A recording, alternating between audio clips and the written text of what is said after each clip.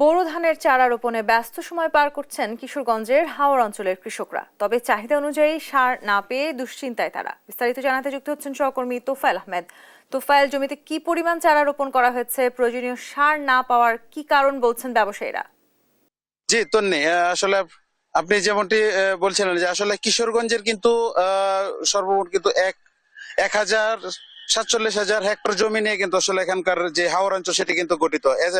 এর মধ্যে কিন্তু প্রায় 60,000 হেক্টর জমিতে কিন্তু এখানকার যে বোরো ধানের যে আবাদ সেটি কিন্তু আসলে ইতিমধ্যে কিন্তু কৃষকরা কিন্তু রোপণ করেছে।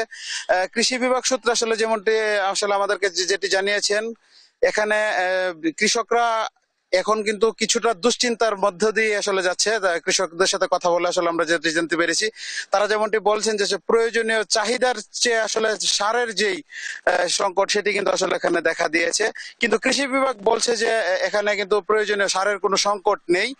আম, এই চাহিদার এই এই এই- এই মুহূর্তে কিন্তু আসলে সারের ব্যাপক চাহিদা থাকায় কিন্তু এখানকার যে সার বিতরণ যে কার্যক্রম সেটি কিন্তু রেশনিং পদ্ধতিতে তারা সার বিতরণের কার্যক্রম চালাচ্ছে বলে এই যে কৃষি অধিদপ্তর আসলে আমাদেরকে যেটি জানিয়েছেন। এছাড়া কিন্তু এই মুহূর্তে কিন্তু কিশোরগঞ্জের প্রায় 5টি উপজেলা নিয়ে আসলে এখানকার যে হাওর অঞ্চল গঠিত, সেখানে কিন্তু পুরো দমে যে বোরো রোপণের যে কার্যক্রম কিন্তু কৃষকরা করছেন।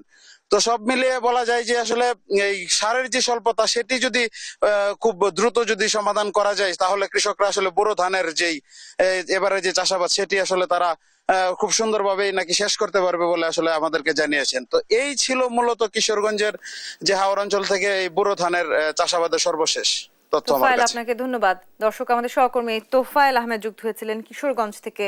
বোরো চাষ নিয়ে জানাচ্ছিলেন বিস্তারিত আমাদের।